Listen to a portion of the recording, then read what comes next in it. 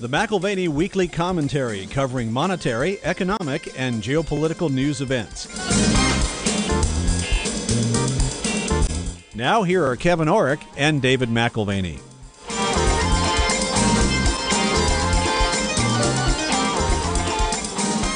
Welcome to the McAlvany Weekly Commentary. I'm Kevin Orrick along with David McAlvany. David, today, our guest, Richard Duncan. We've had him on before. He's a fascinating guy. As far as analyzing the problem in the economy, I don't know that we've interviewed a better author as far as the analysis goes. Well, and frankly, both the problem and the solutions offered are very intriguing because, as he notes in The New Depression, the breakdown of paper money, there's a number of things that have changed over the last 100 years. One, we've moved from a gold currency standard, which we know, to a fiat currency standard. But more subtly, there's been a shift away from just simply fiat money to a massive expansion of credit instruments. And in fact, he argues in the book that we've moved to a situation that is hyperinflationary in terms of our credit expansion. The only thing that masks that hyperinflation is one key component, globalization, and a tremendous drop in labor rates. And whenever I read Richard Duncan, especially this latest book, The New Depression, I have to admit, it is hard to fight depression because what he's basically saying, it's a little like sitting down with the doctor, and the doctor is a terminal disease doctor. And he's saying, now listen, you've already got the disease. And Richard Duncan would say the cancer that we have is actually this new creditism instead of capitalism. Now what he's saying, and this can be very controversial, we'll just warn the listener right off the bat that Richard is saying now that you are going to die, how long do you want to extend that life? And if we take radical procedures that are not what we started with, maybe we can survive this thing. Well, very specifically, I mean, if you look at a drug addiction, Kevin, there's hard drugs which are actually difficult to break the addiction to, but possible. If you're addicted to alcohol, on the other hand, trying to break that addiction can kill you. And that's kind of the interesting relationship we have to credit. He looks at the quantity theory of money, which was put forth by the great monetarists at the Chicago School, and he says, actually, we've shifted from the quantity theory of money to the quantity theory of credit. In other words, how much credit can we take out so that we can grow? No longer does it depend on money like it used to. It does a great job looking at what happened with quantitative easing 1, quantitative easing 2, specifically the policy responses put in place by the Federal Reserve. He compares and contrasts our future policy options, what was past tense possible with capitalism and sort of the laissez-faire model, and what we've adopted. And I think he's right to point out, we left behind capitalism 100 years ago. Well, we've talked about that before, David. I mean, 1914 was sort of a critical date for all of us, even though we weren't alive at the time. Well, and I think this is a healthy thing for all the Occupy Wall Street folks to acknowledge, to recognize, or at least to be taught. And it certainly may not be reminded because I'm not sure they were aware of this particular nuance, that what they are objecting to, what they're angry about, quote-unquote capitalism, is not capitalism. It is... It's cronyism. It's this It certainly is. It certainly is. And what they don't know is they're asking for the government to solve the problem, quote-unquote, of with capitalism. More of what they hate. When in fact, and ironically, they're going to get exactly more of what they already have, which is the state running things, and running things on a very corrupt basis. Richard Duncan looks at the difference there in his book, The New Depression, of the outcomes. Hyperinflation, hyperdeflation, and the role that credit plays in the system. And I think this is a very important book. I'd encourage our listeners to look at it and analyze, reappreciate the role of credit in the business cycle. Because without an expansion of credit, you don't have growth in the economy. And that, again, goes back to one of the things that we left behind, credit expansion being vital to the business cycle, what used to be in its place, not credit expansion, but capital accumulation. We see this great transition away from savings and investment towards consumption and borrowing in order to consume. And in fact, we're seeing that same sort of theory of credit being expanded into places like China, where again, capital accumulation is not the future growth model. The future growth model is in fact very similar to what we've had over the last 100 years, for the better or for the worse. Again, credit creation replacing capital accumulation. Well, David, as we go to that interview, I must say that you often recommend books, and sometimes you say, oh, this is a must-read, and they are good books. A lot of them can be quite deep. A lot of them can be quite technical. Richard has a way of writing and telling you ahead of time what he's going to tell you. He tells you, in the introduction what the chapters are going to do. He gives you great conclusions that are no more than about a paragraph or two long. And actually, if a person were to say, guys, 2012 book, please, that tells me how we got here and where we're probably going, I think this is probably one of the best books to recommend. On a number of occasions, we've spoken with Richard Duncan, and whether it was a book that he wrote many years ago about the dollar and concerns that he had about the dollar, or his more recent book, The Corruption of Capitalism, which as an office we read. So, 50-odd people in-house read and discussed the content in The Corruption of Capitalism. Now transition to something that he's been working on, the newest project, The New Depression, the title of his latest book, The New Depression, The Breakdown of the Paper Money Economy. And we want to look at some of the themes there because he highlights and contrasts the monetary system that we thought we had with one that actually is far more important. Let's look at that. Looking back at the last 100 years, you'd say that many things have changed in our monetary system. In fact, one of the gradual moves was away from gold, and that was initiated first in the first several decades of the century, with fiat money becoming more and more prevalent. We eventually emerged with a system that was not even recognizable, where money as we think of it, greenbacks, are actually far less important than the expansion of credit, and that'll be one of our primary themes today. More a change in what constitutes money. Again, there's along with this change in what constitutes money, a change in the U.S. business model. As you note, this is a radical shift away from savings and investment and towards credit and consumption. Can you give us in a nutshell, Richard, this move towards a credit-oriented money system? Yes, okay. Well, thank you for having me on the program again. The big change, I think, happened in 1968 when the U.S. changed its laws and no longer required the Federal Reserve to back dollars with any gold whatsoever. At that point, the nature of money changed. Up until then, we had been on a commodity-backed monetary system. In other words, gold backed up our money. Afterwards, we moved to a pure fiat monetary system or pure paper money system. And afterwards, the nature of money changed. Before, if you took a dollar bill to the Treasury Department, at least in theory, they were meant to give you some gold in exchange for that. Now, if you take a dollar bill to the Treasury, they will just give you another dollar bill. So what's the difference between a dollar bill now and a 10-year Treasury bond? They're essentially both credit instruments. In the past, there was a clear difference between money, which was gold, and credit. Now that the difference is blurred, or perhaps there is no longer any difference. Money is credit. And so the nature of money changed. That really changed. That was the beginning of the big change in our economic system. Well, so money is now credit, and simply maybe one of the differences is it's credit that does not pay interest. That's a helpful distinction for us because as we look back, we remember the riots of 1969, and we know Nixon changed the relationship between the dollar and gold to the detriment of our foreign creditors, closing the window in 71. You're suggesting 68 was a critical date, and certainly the French were aware of what was happening, sort of as we were degrading the value of the dollar. And so you're saying that there's actually policy moves that were made that suspended, even before Nixon closed the gold window, that began suspending that relationship. Yes, of course. When Nixon in 1971 in August ended the Bretton Woods system by refusing any longer to allow other countries to exchange their dollars into U.S. gold. But before that, President Johnson in 1968 had asked Congress to remove the requirement that the Fed maintain its gold backing for dollars. Up until that time, the Fed was required to keep 25% gold backing for each dollar. And Johnson made a speech to Congress, and he said, we don't need to keep gold to tell us what our money is worth. We've moved beyond that. But oh, how wrong he was. Once we broke this link between dollars and gold, everything began to change. And the most important thing that changed is credit absolutely exploded. Total debt or total credit, debt and credit are really two sides of the same coin. Total debt in the United States, and by that I mean government debt, household sector debt, corporate debt, and financial sector debt, all debt, first went through $1 trillion in 1964. Over the following 43 years, total debt expanded 50 times to 50 trillion. So from 1 trillion to 50 trillion in less than 50 years. This explosion of debt completely created the world we live in. Our world was made out of that credit. We have all been much more prosperous than we would have been had we remained on a gold standard.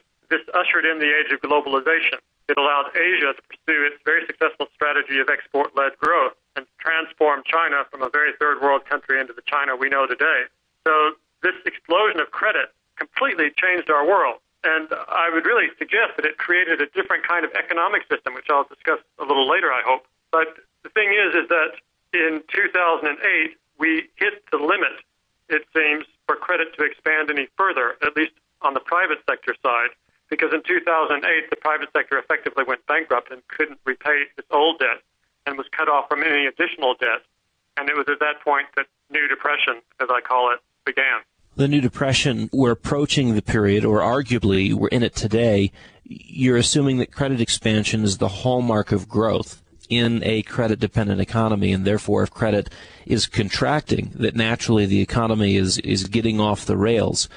You've just suggested that your private sector credit expansion ended in 2008, but perhaps there's something else that can fill the gap. My one concern would be, and maybe this harkens back to even just the title of your book, The Corruption of Capitalism, how do you avoid public sector debt expansion and having that be legitimate in terms of going towards real needs and growth-oriented projects as opposed to sort of the crony capitalism that we've seen where perhaps the debt expansion, the credit expansion is just to the friends, quote-unquote, of those in Washington, D.C.? Yes, well, very good question. In Chapter 9 of the book, the new book, The New Depression, I describe how our system evolved from laissez-faire capitalism into this new system, which I call creditism, for lack of a better word. And I think the starting point for everyone in the United States, what we all really need to understand is that our economic system hasn't been capitalism for decades. Laissez-faire capitalism died in World War I, when Europe went off the gold standard and when all the European nations, the governments took over their economies to fight the war, followed by the U.S. jumping in and taking over the U.S. economy to fight World War I. And then not that long after, the U.S. government took over complete control of the economy again during World War II, controlling all aspects of production, prices, and distribution to fight the war. And effectively, the government's been spending between 20 and 25% of GDP every year since World War II. So we haven't had capitalism for now coming up for a century. And that's the starting point. We don't have capitalism. To move to something else where we're discussing a better way for the government to spend money, this isn't abandoning the economic system we have now. It's adapting the economic system that we have now to make it work better. The economic system we have now is creditism. Let me explain. Capitalism, the growth dynamic under capitalism, it was driven by the private sector. Businessmen would invest, and some of them would make a profit. They would save that profit, or in other words, accumulate capital, hence capitalism, and they would repeat the process: investment, savings, capital accumulation, investment, savings. And that was the growth dynamic. It was very difficult, and it took a lot of hard work. Well, that's not the way our system has worked now for decades. The growth dynamic in our economic system has been driven by credit creation and consumption, and more credit creation and more consumption. And that's worked miracles. That's created very rapid economic growth now for 4 or 5 decades. The problem is this new economic system seems that it's hit the full extent of its potential to create any more growth, and actually could quite possibly now collapse into a very protracted depression because the private sector can't bear any more debt. And that means only the government sector can bear any more debt. And so the real issue is, how is the government going to spend the debt that it's going to accumulate to keep the economy from collapsing into a depression? And before we move to that, because that's a very important point, it was the GSEs, the government-sponsored entities, which played a vital role in credit expansion in this 40 to 50-year period. The household sector witnessed a major balance sheet addition as home values increased, as stock market values increased. There was this extension of cheaper and cheaper credit. It seems that, in fact, those circumstances may not be repeatable. So I want to talk about one thing that is important, I think, to the private sector or individual investor. discuss real estate and home values. Without a $40 to $50 trillion credit expansion, what would fuel the next housing boom? Perhaps you're not so sanguine in this area. Ideally, we want to avoid creating credit-driven booms because they always bust. Every boom busts. That's the first law of macroeconomic cycles. Second law is the bigger the boom, the bigger the bust. So we don't want to just fuel one boom after another. That really seems to have been what the government's policy has been for the last 15 or 20 years. The stock market boom followed by the property boom. That's unsustainable, and we should avoid that. We need to think of ways to invest this debt so that we can grow the debt and grow the economy, but not just creating boom and bust.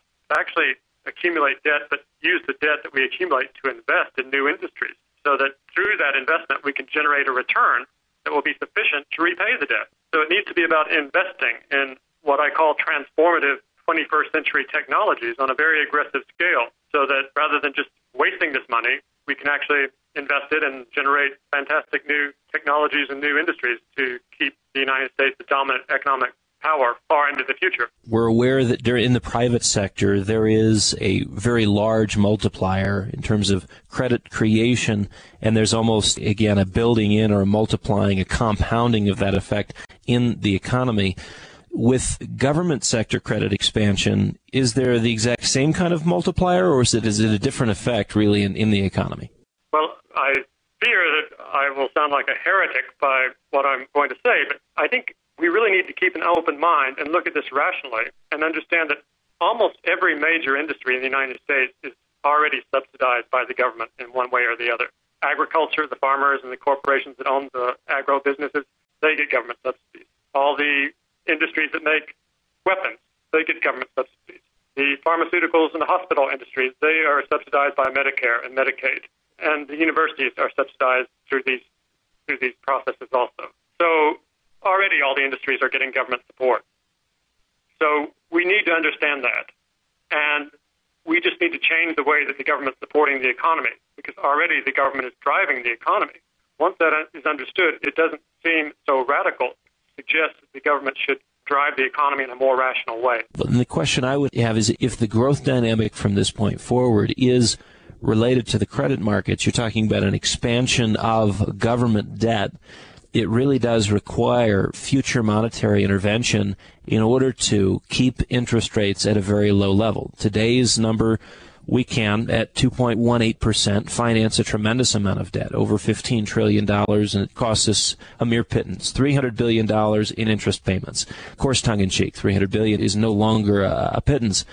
But if that rate were 3.5% or 4%, now we're moving into a range where we may have a growth-oriented model based on the expansion of government debt, but can we actually pull that off, so to say? And I guess this is where I would ask, we've looked at the lost decade here in the United States. How is our lost decade different than that of the Japanese? They've actually been able to keep rates low. So one, how have they done that? How have they accomplished that? And will we be able to accomplish the same thing? And are we looking at sort of a different dynamic in terms of the lost decade, ours versus theirs? Right. When we first spoke 2 years ago, we discussed at that time the Congressional Budget Office projections in the U.S. for U.S. government debt going forward. And it was already clear that we were going to have trillion-dollar budget deficits for as far as the eye could see. And indeed, this year the budget deficit is going to be $1.3 trillion. It's been roughly that amount in the preceding 3 years as well. So it's really not a question of whether we are going to have these budget deficits. We are definitely going to have these budget deficits. It's just a matter of what the deficits are used for. Now, so it's not a question of whether the money is going to be spent. It clearly will be spent. So the question is, how is it going to be spent? Now, in terms of the interest rates and comparing the U.S. with Japan, well, yes, Japan's bubble popped in 1990, and their interest rate on their government debt is less than 1% for 10-year government bonds. So in Japan, they've been able to take their government debt from 60% of Japan's GDP. Now it's up to 240% of Japan's GDP. And they've been able to increase that government debt. And the reason they've increased the debt is because they had to have very large budget deficits to prevent their post-bubble economy from collapsing into a 1930s-style depression. And so they've managed to finance these debts at very low interest rates. They've financed the spending, and they've kept Japan from collapsing into a depression. Now, the U.S. is going down the same road. Our big bubble popped in 2008, and interest rates have collapsed ever since. The 10-year bond yield now is, I think I saw, less than 1.9% this morning. So when big bubbles pop, the people who made all the profits during the bubble years, those people realize that they have to do something different with their money than they did before, because if they keep speculating as they did during the bubble era, their profits are going to be destroyed. So they move their bubble profits into government bonds, and that pushes up the price of the bonds and pushes down the yield. And the same with the corporate cash flow. Every year, corporations have a lot of cash flow. If they continue to invest and build new industrial capacity, their money is going to be destroyed because there's already excess capacity across every industry globally, and capacity utilization is low. So they don't want to build more capacity. So they put their annual cash flow into government bonds as well.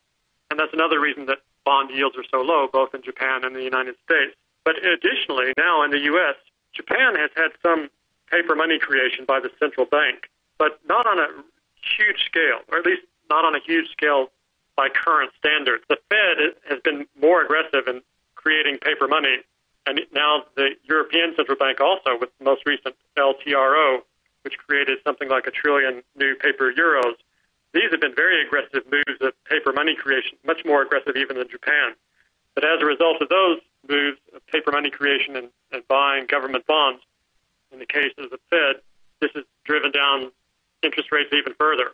And the reason they've been able to get away with this, one of the main reasons that this hasn't already led to very high rates of inflation, is because of globalization. Globalization is putting extreme downward pressure on wages globally. In fact, this resulted in a 95% drop in the marginal cost of labor. Before, if you wanted to hire an industrial worker to build an automobile, you had to pay someone in Michigan $200 a day. Now you can pay someone in India $5 a day. And so this collapse in wage rates is creating extreme disinflationary or deflationary pressures that has enabled the central banks to get away with massive paper money creation without creating high rates of inflation. Now, they won't be able to continue doing this forever, running trillion-dollar budget deficits and financing with paper money, but they should be able to do this without too much more difficulty for another 5 years, perhaps even 10 years. The problem is 10 years from now, the U.S. government is going to be just as bankrupt as Greece. And at that point, then very, very bad things will begin to happen. So it's crucial to change the way the government spends money between now and then, and actually have the government spend money in a sensible way through investing that restructures the economy and generates new technologies that restructures the U.S. economy and eliminates the global imbalances that have led to this crisis, and actually prevents us from collapsing into a new severe Great Depression 10 years from now. Once again, you're listening to the McAlvany Weekly Commentary at McAlvany.com. That's McAlvany.com. When you look at innovation in the market, you're often reminded of the private sector filling gaps and discovering niches and really, driving innovation. Do you think possible that government can take on that role of innovative thinking when the tradition is more quite the opposite? And I think looking back at history, you would see pet projects chosen rather than dynamic and growth-oriented projects. Well, once we all agree that it would be a good idea for the government to change the way it spends money. For instance, the government has spent $1.4 trillion invading Iraq and Afghanistan. I think it would have been a better idea if the government had spent $1.4 trillion developing solar energy, or perhaps developing genetic engineering or biotechnology. But so going forward, they're going to spend this money. And once we agree that it would be better for them to spend in a different way, rather than wasting the money on unnecessary consumption, sure. Once we have that understanding, once we agree on that principle, then there are many ways the government could distribute this money. Once it was decided the government should invest or spend on investment purposes, they could actually certainly involve all of the innovative capacity of the private sector. They could distribute the money in a variety of different ways to the most innovative, or to the best projects, or to the best managers, or they could allow the private sector to do the actual innovation.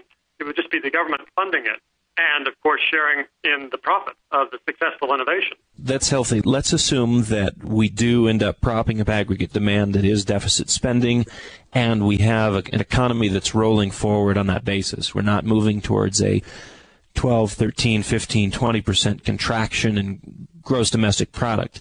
stocks and real estate benefit from expansion of credit. To what degree are these asset classes impacted by a slowing in credit growth, a contraction in the credit markets, at least in those areas? I mean, again, we're not talking about a total contraction in credit, but again, we've seen a benefit directed towards these two asset classes. And I don't know that we can assume that just an expansion in government credit would have that same sort of positive impact for housing and the stock market per se. Okay.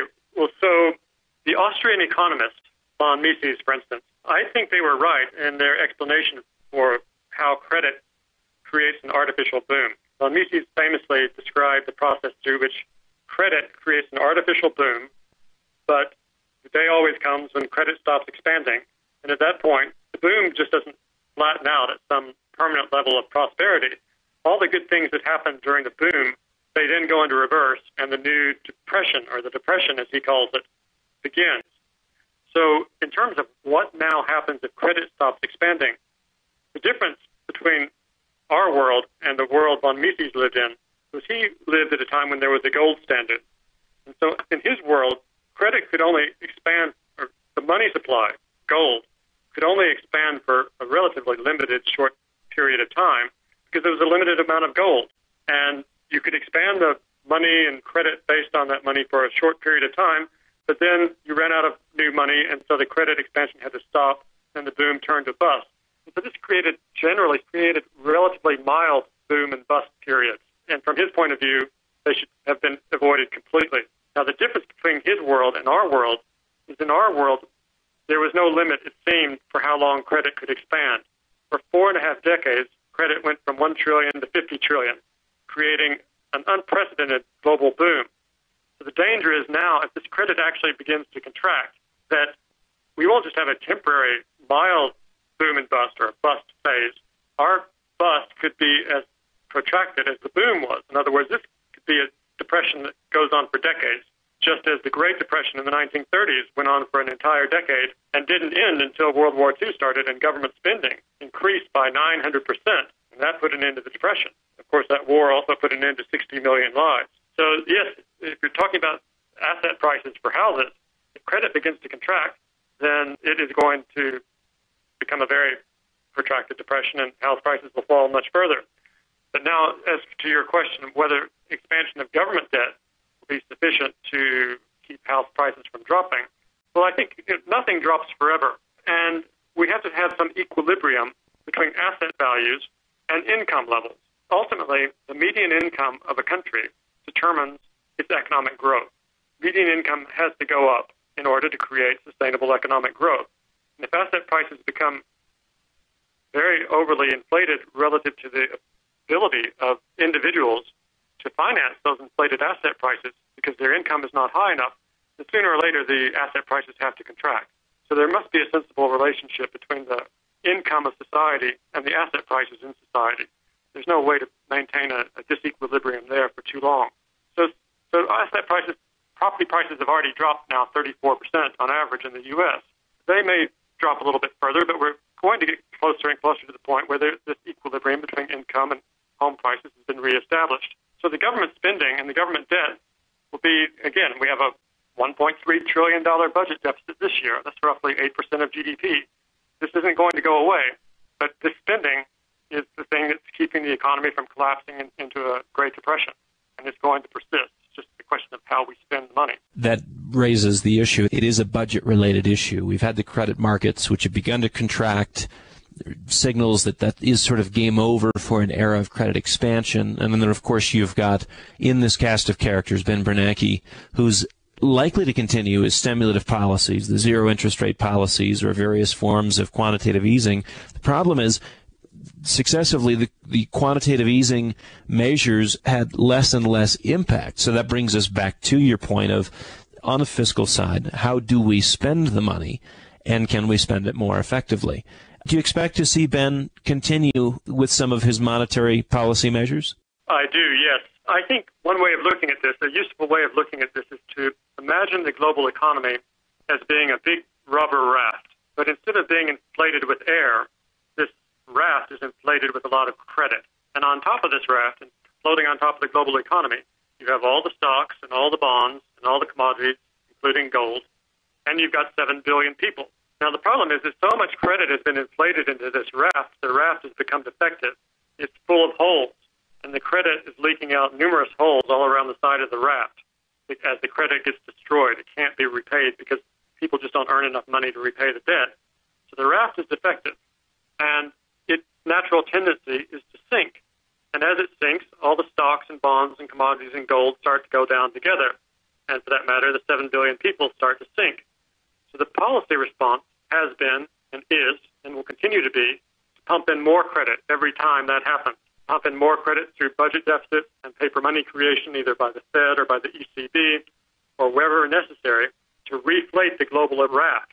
And when more credit, pump in more credit, the raft floats up again. So stocks and bonds and commodities and gold, they all go back up again.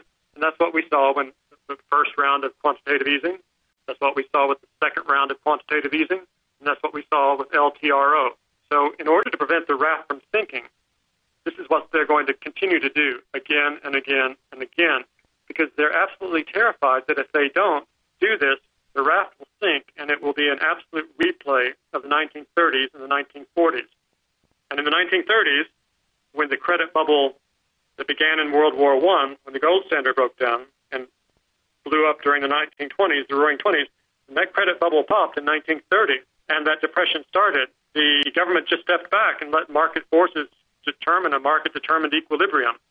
And unfortunately, that equilibrium was at a level of GDP that was 46% below what it had been in 1929 in the United States, and at a level of unemployment that ranged between 15% and 25% during the decade in which Europe turned fascist and Germany took over Europe and Japan turned fascist and took over Asia. And then World War II started with, of course, disastrous consequences for everyone. So policymakers are absolutely terrified that exactly the same thing is going to recur this time. And for that reason, the only policy response they have is to create new credit to replace the old credit that's being destroyed. And so, yes, there will be QE3. It seems to some degree that we're just repeating the mistakes of the past. Massive credit expansion led to the situation that we have now, where our options are limited. We're forced into a pragmatic position of we either continue with the same course to a slightly variant degree, and perhaps a degree that's maybe on steroids. But really, we're just talking about, again, an expansion of credit. Politics was less in play during the gold standard era in terms of there being a consequence. As you noted, there was a mild boom and bust cycle, and that mild boom and bust cycle did have an impact. Minor deflations did impact the constituency groups that were sort of in the lowest tier of society economically and socially. So, yes, you had unemployment issues, but again, they were mild boom and bust cycles. Now we are in a boom phase. We've been in a boom phase since the end of the Bretton Woods era, circa 68 to 71, and we need to continue that boom cycle. The question is, was von Mises right? Can you continue to artificially inflate? We're in a position where pragmatically we have to say we must, or the results could be dire. But the question is, if we don't seek a mid-course correction and look at a radically different alternative, as painful as that may be, even if we accepted GDP at a 20% lower level today, what if the market forces the massive contraction in credit, destruction via deleveraging, and it is on an out-of-control basis? As you say, maybe that's 5 to 10 years out, but what does that horror look like as opposed to a more moderated and chosen course today, which is simply, we can't do this. We can't continue on this course of credit expansion forever. We know that. Let's not just kick the can down the road. How would you respond to that? I would say it's like death. It's better to kick it down the road for 10 years than to have it occur today. And that's the situation our economy is in now. If we allow the credit to begin to contract, and we spiral into a new Great Depression, then our civilization very well may not survive. And there is nothing that could be any worse than that. So there is no deader than dead. If our economy now spirals into a new Great Depression, this economic crisis will become a severe political crisis globally. It's very likely that we would have a breakdown of globalization. It's very likely that there would be a trade war, and the geopolitical consequences of a trade war would quite easily lead to a real war. And who knows how that would end up. So I propose that we don't try to find out. Rather than allowing this collapse into a new Great Depression today, let's try something different. We know that the U.S. government debt is now roughly 100% of GDP, whereas Japan's government debt, 22 years into their crisis, is 240% of GDP. So I think that the U.S. would have no problem taking its government debt up to at least 150% of GDP, which would carry us quite easily 5 to 7 years into the future. And they may be able to take it up even to 200%, who knows, which would take us 10 to 15 years into the future. And I think that is what they will do. Because unlike in the 19th century, when we were on a gold standard, in the 19th century, most people didn't have the right to vote. No women had the right to vote. And a very significant portion at the end of the 19th century of the men didn't have the right to vote. Well, now everyone has the right to vote. And it's democracy. And if we have very high rates of unemployment, these people are going to demand additional government spending. And the politicians are either going to give it to them or they're going to lose their jobs, and the next set of politicians who come in will spend more money. So I'm almost certain that the money is going to be spent. So that gives us the option then. The money is going to be spent, so our only real choice is not between austerity now or austerity later. In other words, the choice is not between collapse now and inevitable collapse later. The choice is between austerity and collapse now, or what we will actually have going forward. It will either be 10 more years of wasteful government spending supporting the economy, and then we collapse. Or the alternative is we spend the money differently and actually don't collapse because we're clever enough to actually invest our way out of this crisis this time and don't have to repeat the mistakes of the 1920s and 1930s and 1940s. So I hope that we could learn from our past mistakes and invest our way out of this crisis. But even if we don't, I'm certainly in favor of postponing the collapse as long as possible, because it will be no worse 10 years from now than it will be today. And in the meantime, we will have enjoyed another 10 years of life and prosperity. Richard, I agree with you. I think in terms of the spending, I think what I'd love to see, and perhaps you can suggest something to this effect, there needs to be an accountability, a return from the politicians, the pork barrel spending politicians of today, back towards something that looks and feels more like a statesman, because the tendency has been for politicians to line their pockets. You can't go through Congress today and find someone who's not worth several $1 million if they're not worth $10 million or $100 million, and you don't make that kind of money in Congress. You're paid $100,000 to $200,000, and yet, as a lifetime politician, they've figured out ways of making mass fortunes. And it looks like the same kinds of corruption that you have in North Africa or anywhere else where money is spent, but there's not a real constraint or accountability put on it. Essentially, you've got politicians who are using their Rolodexes and political influence for personal gain. What you've set up here is an accurate picture. The stakes are incredibly high. The geopolitical consequences of a trade war turning to a real war, that's been a topic of conversation for us for several years now, looking at a crisis that morphs from a financial to an economic, from an economic to a political, and ultimately escalating to a geopolitical. At least in theory, we can go there. And yet we've got politicians today, and I think in some sense big business leaders, who are basically of the opinion, I'm going to get mine now. I don't see this as working out in the long run, and better my personal gain than the long-term success or viability of this company. And we've seen that in a number of companies in the past, whether that's Enron or WorldCom, or at the national level where politicians are as fast as they can lining their pocket. How do we prevent that from happening? If, in fact, we need to spend $1 trillion, frankly, I don't want to see a lead cent go in the direction of a politician who's, again, looking after his self-interest rather than the state's interest. Yes, fair point, indeed. Of course, politics has always been corrupt, and government, throughout history, the government officials have lined their pockets. It is part of human nature, I suppose, or at least that's certainly the way it has always been. Throughout the history of the United States, there have been episode after episode of public corruption. Now, we just have to take that as a given, I'm afraid. We don't have time to change human nature during this particular crisis. So we need to get everyone incentivized to move in the right direction. And by everyone, I mean the Occupy Wall Street people, Tea Party people, the lobbyists, the corporations and lobbyists represent, the bankers, and the bureaucrats, all to realize that we need to make this economy grow, or we're all going down together. And so if we make the pie grow, we're all going to be better off. If we let the economy collapse, then we're all going down together. And so we don't have time to sort out human nature and make sure that not a single red cent lines any politician's pocket, or any corporation's pocket, or any banker's pocket, or any poor person who is too lazy to work, as some people would view it. We don't have time to sort that out now. What we have to do is we have to make our economy grow. And so all of these interest groups need to work together to make sure that happens, to make the pie bigger. And over time, we'll then have the leisure to be able to make sure there's less corruption all around, and perhaps a more fair system or a more just system from everyone's perspective. Richard, I know you can't give the perfect asset allocation model, not knowing every listener who's out there wondering, well, what does this mean for me? What actions am I supposed to take? Obviously, we're in desperate circumstances. Some sort of insurance policy is necessary.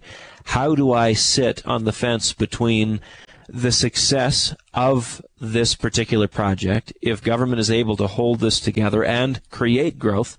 How do I position for that? And if they should fail, how do I position for that? Is there a watertight approach, a balanced approach, if you will, as you look at the next 5 to 10 years, perhaps only the next 2 to 3 months, but, in some sort of a time frame, short term, intermediate term, long term?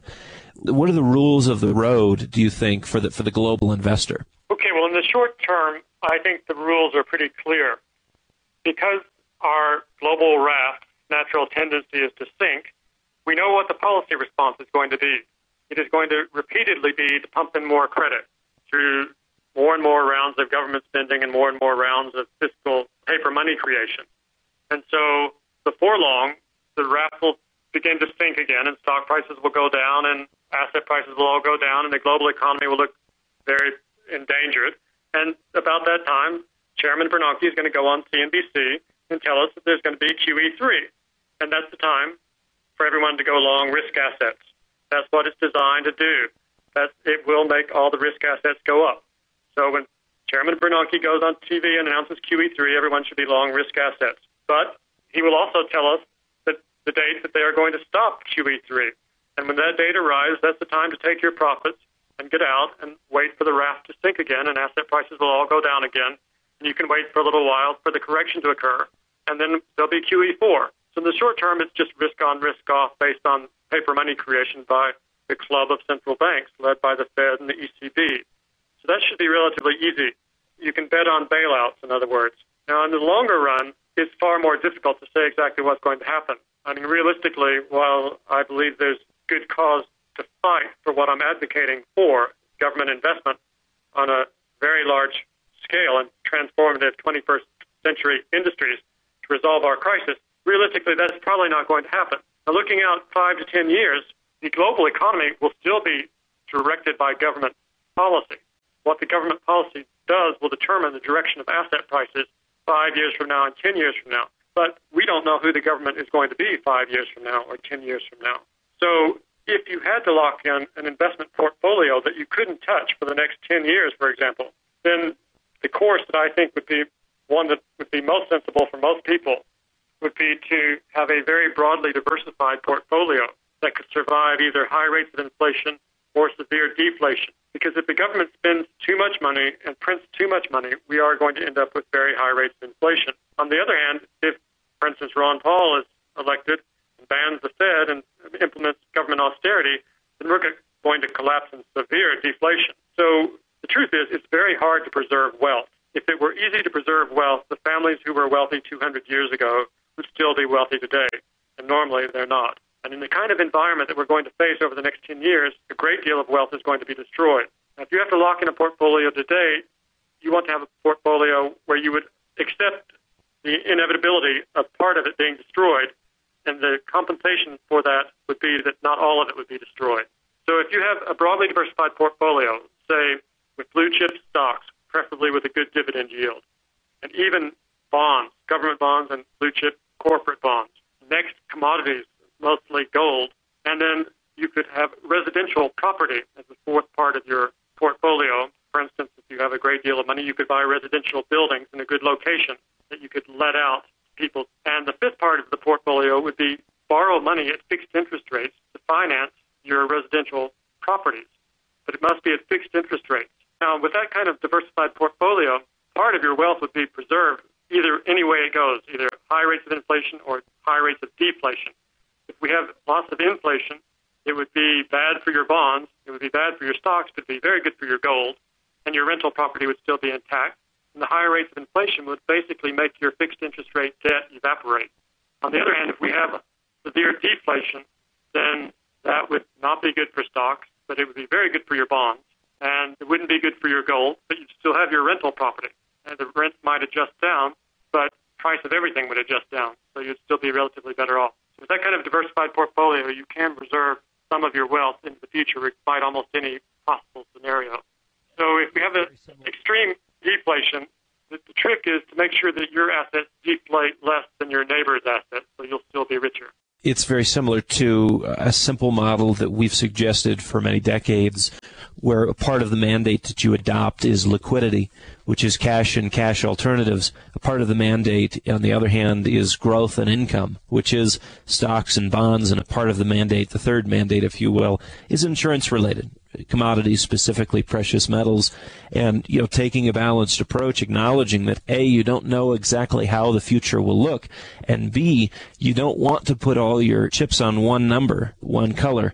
And this is the circumstance we're in today. It is difficult to preserve wealth, but it's vital to do and make a best effort to take a balanced approach, not knowing exactly what policy measures will be implemented and what the market response will be. Well, Richard, I have to say, yet again, we will be reading this one as an office read, The New Depression, and we go back to the conversations that we've had over the last several years. We've discussed the exit strategy from the current monetary policies. This was some months back. We've discussed the creation of money and credit, and again, the government's rescue tools, whether that's nationalization, money creation, debt acquisition, debt guarantees, forbearance. I feel like our conversation continues, and you've played a vital role in what we continue to offer for our listeners, our clients, as they seek to understand the times that we live in and take perspicacious action. What should we do? We thank you for your opinions today just on that point, and we look forward to a continuation of the conversation over the years and months ahead. Keep up the good work. I look forward to continuing this conversation, too. Thank you again. Well, David, the stakes really are high. Listening to Richard, I think of the period of time when someone is shocked and has to adjust to a new norm, like we were talking about, possibly a terminal disease that may or may not end well. They go from denial to anger, and then slowly to acceptance, and then action. Action is so important. And, we have talked now for 5 years about things moving from the financial to the economic, to the political, to the geopolitical. We're talking about life and death here. We're not talking just about plain old economics. No, exactly. What we are talking about is the potential for the end of globalization. And as we've suggested with Harold James, this idea of the end of globalization, what that brings with it is very, very harrowing, very, very ugly. From a geopolitical standpoint, obviously, but when you enter a trade war, you are on the cusp of real war with all the consequences that has for human life. We've seen the body count grow in this century following the previous periods of globalization contracting and trade and conflict between nations emerging. So we don't have a good set of options. We really don't have a good set of options. And even the set of options that Richard Duncan suggests, there's no guarantee that it works. Yeah, David, listening to that, though, both of our concerns would be, how in the world do you get a government that's acted so poorly in the past and padded their pockets in the past to all start coordinating towards something that's productive for the future? And that's exactly the issue. As I see it, you've got the political elite today who've entrenched themselves as lifetime politicians. Now they have aspirations of not only having political power, but lining their pockets and creating monetary wealth and power for themselves as well. We need to create a system of accountability on Washington, and perhaps it is via social media that we can keep politicians accountable. Last year, we witnessed just how powerful social media was as Twitter and Facebook defined and redefined political groups. And I think there is a measure of accountability which we can see and should see. And perhaps we should, as individual citizens, explore how to hold Washington accountable via social media networks. But if we can't, then we better protect ourselves individually, our families, and our community. And certainly that balanced approach that Richard talks about is vitally important, with the insurance component being perhaps the only thing that you truly control. Well, you've been listening to the McAlvany Weekly Commentary. I'm Kevin Orrick, along with David McAlvany, and our guest today, Richard Duncan. You can find us at McAlvany.com. That's McAlvany.com. Or give us a call at 800-525-9556. This has been the McAlvany Weekly Commentary. The views expressed should not be considered to be a solicitation or a recommendation for your investment portfolio. You should consult a professional financial advisor to assess your suitability for risk and investment. Join us again next week for a new edition of the McAlvany Weekly Commentary.